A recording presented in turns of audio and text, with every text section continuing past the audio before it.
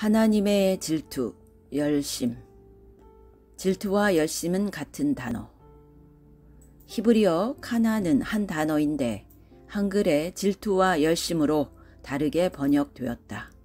영어 성경도 마찬가지로 jealousy와 zeal로 다른 두 단어로 번역되었다. 그러나 그것은 원래 똑같은 단어요, 똑같은 뜻이다. 질투는 그의 마음속에 열심이 있다는 뜻이다.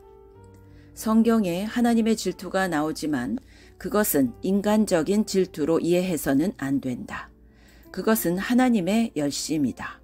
그러므로 성경에 하나님의 질투가 나오면 하나님의 열심으로 이해해야 하고 또한 하나님의 열심이 나오면 하나님의 질투로 이해해야 한다. 하나님의 질투로 번역한 구절 jealousy. 출애굽기 20장 5절 10계명 2계명 후 나 내 하나님 여호와는 질투하는 하나님인즉 여호와는 우리에게 열심 있는 하나님이라는 뜻입니다. 출애굽기 34장 14절 너는 다른 신에게 절하지 말라 여호와는 질투라 이름하는 질투의 하나님이니라. 민수기 25장 11절 비느하스가 나의 질투심으로 질투하여 이스라엘 자손 중에서 나의 노를 돌이켜서 내 질투심으로 그들을 진멸하지 않게 했다. 여기에 질투 대신에 열심으로 집어넣어 해석하셔도 됩니다. 하나님의 열심으로 번역한 구절 이사야 37장 32절 만군의 여호와의 열심이 이를 이루시리라. 이사야 63장 15절 주의 열성과 주의 능하신 행동이 이제 어디 있나이까 주의 베푸시던 간곡한 자비와 긍휼이 내게 그쳤나이다. 아래는 인간이 사용한 질투 또는 열심입니다. 히브리어로 카나이죠. 인간의 질투와 열심은 거의 부정적인 의미로 사용되었습니다. 시편 73편 3절 이는 내가 악인의 형통함을 보고 오만한 자를 질투하였음이로다. 시편 69편 9절 주의 집을 위하는 열성이 나를 삼키고 주를 회방하는 회방이 내게 미쳤나이다. 한 구절은 질투이고 한 구절은 열심인데 히브리어로는 다 같이 카나입니다. 더 많은 예는 녹취록을 참고하시기 바랍니다. 하나님의 이름은 질투. 출애굽기 34장 14절 너는 다른 신에게 절하지 말라. 여호와는 질투라. 이름하는 질투의 하나님이니라. For the Lord, whose name is jealous, is a jealous God. 하나님의 이름이 많다. 여호와 니시, 여호와 샬롬, 여호와 라파 등 그 하나님 이름 중에 하나가 질투이다. 하나님의 이름이 질투이다. 그래서 영어 성경에 질투란 말을 대문자 J로 쓰고 있다. 하나님의 성품도 질투. 하나님의 이름은 하나님의 성품을 가리킨다. 그래서 하나님은 이름이 질투일 뿐만 아니라 성품도 질투하시는 하나님이시다. 즉 열심 내시는 하나님이시다. 질투는 하나님의 성품 중 가장 중요한 성품 중 하나이다.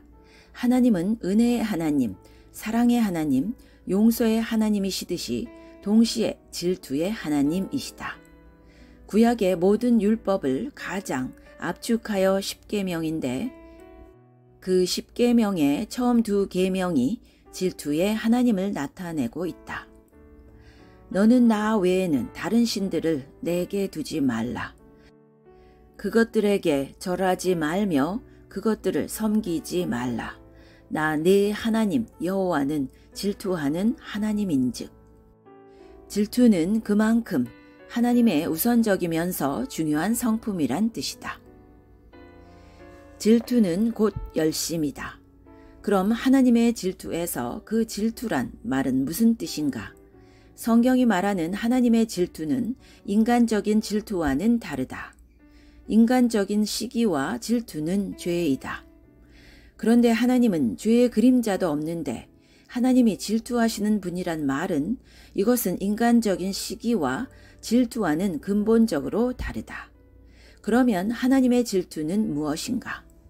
하나님께 속한 소중한 것들을 지키시고 보호하시며 성취하시는 하나님의 거룩한 열심을 뜻한다. 그렇기 때문에 성경은 여러 곳에서 질투, jealous라는 말 대신에 열심, 질이라는 말을 대체해서 사용하기도 한다. 하나님의 질투가 바로 하나님의 열심을 가리키기 때문에 그렇다. 하나님의 질투는 심히 크시다. 하나님의 질투는 얼마나 크냐 하면 하나님만큼 크다. 사실 그것이 우리에게 소망이 된다. 하나님의 질투가 얼마나 큰가 하면 이사야 9장 6절로 7절에 나타나 있다. 그 정사와 평강의 더함이 무궁하며 또 다윗의 왕자와 그의 나라에 군림하여 그 나라를 굳게 세우고 지금 이후로 영원히 정의와 공의로 그것을 보존하실 것이라. 만군의 여호와의 열심이 이를 이루시리라. 하나님께서 이사야를 통해 이 예언을 주실 때 그 당시 예언을 들은 많은 사람은 말할 것도 없고 이 예언을 받아서 전한 이사야마저도 앞으로 인간으로 태어나실 메시아가 하나님 자신이 될 것이라곤 꿈에도 생각하지 않았을 것이다. 이 구절을 다른 방면으로 해석했을 것이다. 어떻게 하나님이 인간의 육신으로 오실 수 있다는 것인가? 정말 천지개벽이 100번 일어나도 불가사의한 일이다. 그런데 그 일이 이루어진 것은 바로 하나님의 질투, 열심 때문이었다.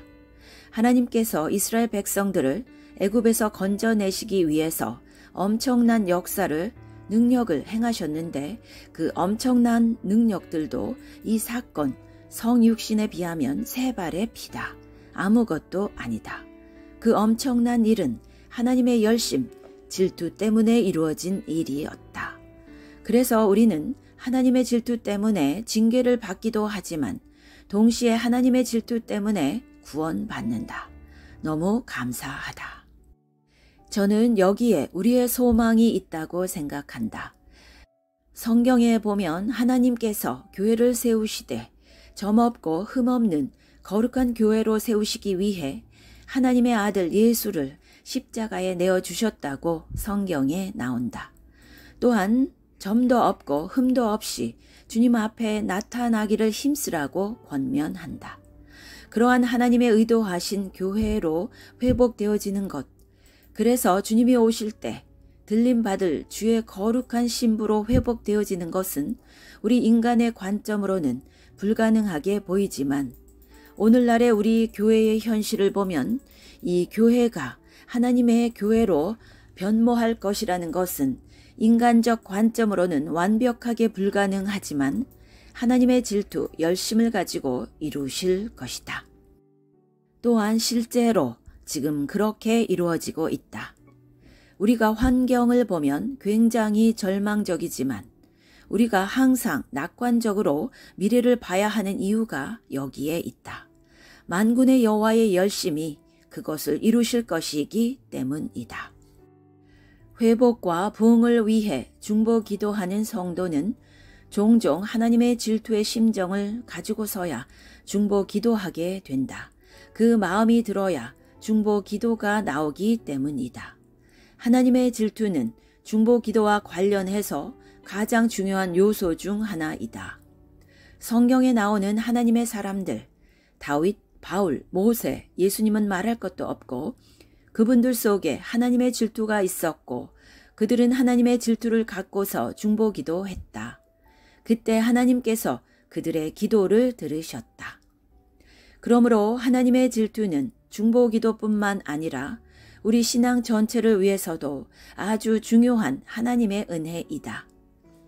특별히 우리가 하나님의 부흥을 기다리고 부흥을 위해 기도하고 부흥을 갈망하는 이런 시점에서 하나님의 질투는 우리에게 절실하게 필요한 하나님의 은혜이다. 하나님께서 이 시대에 그리스도의 신부인 교회를 회복시키기 원하시는데 이 놀라운 일들을 위해서 우리에게 하나님의 질투를 우리에게 부어주시기를 간절히 바란다. 아멘.